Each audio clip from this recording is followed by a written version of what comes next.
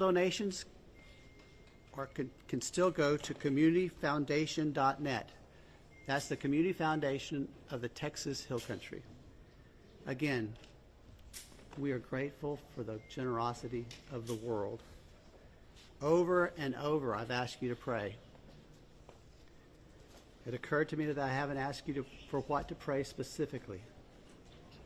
Please pray for those who mourn, for those who wait, and for those who help. Now I'd like to call on Lieutenant Colonel Ben Baker.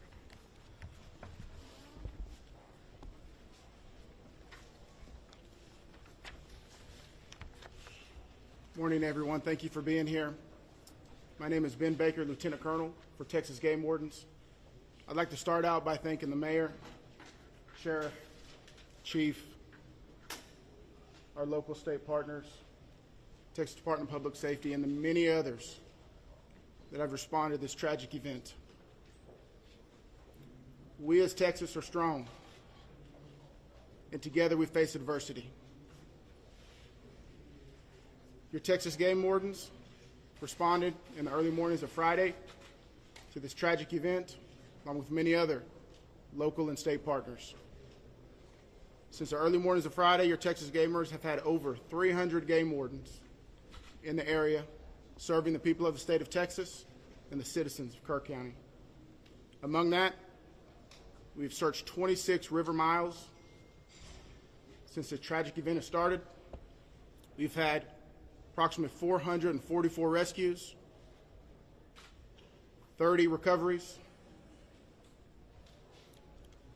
Some of our resources and assets we have dedicated to this tragic event include 2 helicopters with hoist teams, 12 drone teams, 10 K-9 units, 9 swiftwater boat crews, 15 airboats, 16 UTVs, and 169 four-wheel drive vehicles. Your Texas Game Wardens will remain here in serving the community. We just ask you to continue to pray for the victims, for the families, for your first responders, for everyone involved. We'll open it up now to questions. If anybody has any. Can you talk about how challenging it is for you guys in the mud, the big trees? What's been like the difference of rain? No, thank you for that question. Extremely challenging. You know, we've got, of course, your Texas Game Wardens out there, your local, your state partners, Texas Task Force 1. We've got the National Forest Service out there. We've got A&M Forest Service. We've got numerous responders with specialized capabilities where we've got these large pile of debris. And with our K-9s and you know, when we're trying to make these recoveries, these large piles can be very obstructive.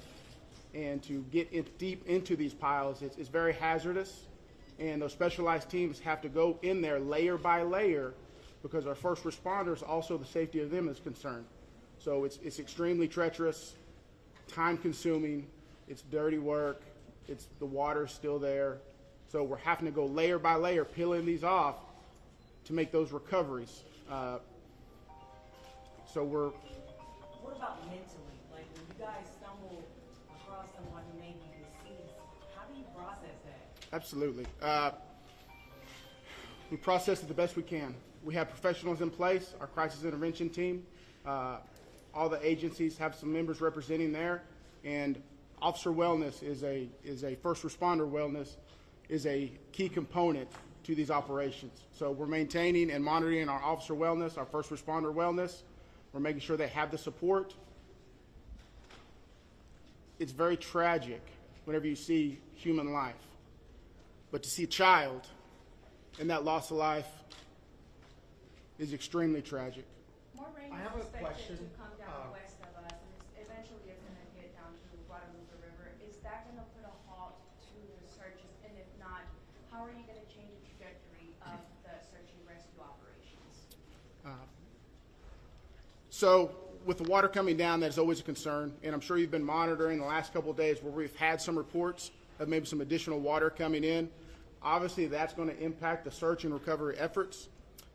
You know, us with numerous other agencies, do have air capabilities, drone capabilities. We've got numerous fixed wing, rotary helicopters here.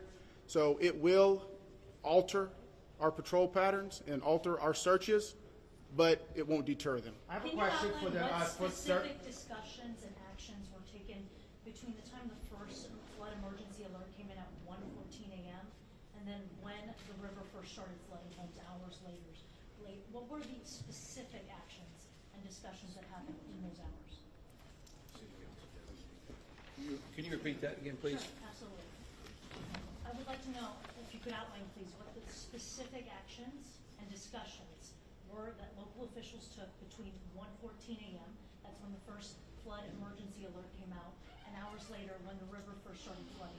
What happened in those hours? What I can tell you, when I was first notified, it was around the 4 to 5 area. One of my sergeants was in dispatch when the first calls started coming in, the actual 911 calls come in. like at 4 in the morning? It was between 4 and 5 when I got notified. Okay, but prior to that, in that 3 to 4 area, my understanding is, and we're in the process of trying to put a timeline. You know, that's going to take a little bit of time. As I've told you several times, that is not my priority this time. There's 3 priorities. That's locating the people out there, identifying and notifying the next of kin. That is what I'm taking as my job as sheriff here to do. Okay. With all due respect, sir, I think that the community here is asking these questions. What happened? When did it happen? Was the emergency manager awake at the time? Did they push the button to issue an emergency alert? Sir, it's not that easy when you just push a button, okay? There's a lot more to that. And we've told you several times. So did it happen, sir? I can't tell you at this time, You okay? can't tell me if the emergency manager of the county Sheriff, actually issued an emergency Sheriff, alert. okay, Sheriff, who Shimon, is just give me a second. Emergency Answer the question. Operations Center? Who Let runs him answer the question. the Emergency Operations I'll come back to you. Center? I ain't going nowhere. Appreciate it. Who runs the Emergency Operations Center? We have a communication center, a dispatch, okay? We have a communication center. That's where the calls actually go to the police department, then they're forwarded to Right, us. but leading up to this, in monitoring the weather, there's, in any large city, in any state, there's an Office of Emergency Management that is monitoring the weather, that is watching and listening and getting briefings.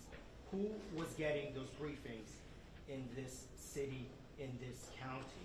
Who was receiving that information? And who would have ultimately made the decision to evacuate, hearing what was coming in from the Weather Service and other people? Okay, what we would have done when we get notified, okay, I'm gonna tell you. You're not emergency management though, right? The sheriff's not EOC. No, there is Who no, is I meant EOC? as the city. Yeah. So we understand you have many questions. Hang on. No, I understand, but you're not gonna answer the question because that's up to the city manager and the mayor to answer those Correct. questions. We understand That's you the have judge. many Where is questions. the judge? The judge is not here. We understand that, but right now, this team up here is focused on bringing We people understand that home. too, but there are a number That's of our focus. questions that are All those leading up to questions this. will be answered, but the No, priority right now It seems like you're is ducking bringing the- people home. We totally understand that, and we value the incredible work that is being done by those first responders. We're seeing them out there muddy and sweaty and grinding it out day after day.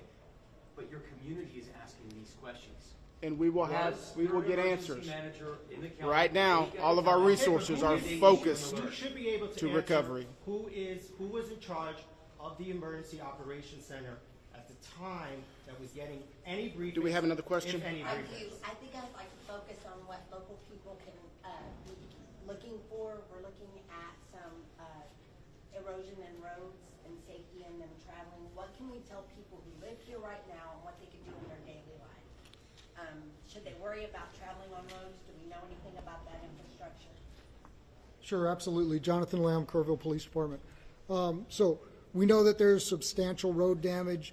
Some roads have been closed for safety. We've got crews out there in the county shoring them up and making sure that people can travel to and from. What we're asking for the public to do to assist us is if they believe that they have seen someone, a victim, notify emergency services. Call 911, let us know, or use our non-emergency numbers, area code 830-257-8181. Contact our dispatch team and we will send officers out there. We also ask folks to limit their travel. Our first responders have had a very difficult time getting to where they need to go because of the amount of people who are flooding our roadways. We understand there's natural curiosity. People want to come here and see the flood damage. Now is not the time for sightseeing. This operation is ongoing and continuous, and it will continue. I've got time for one more question. Tell us when your last live rescue was.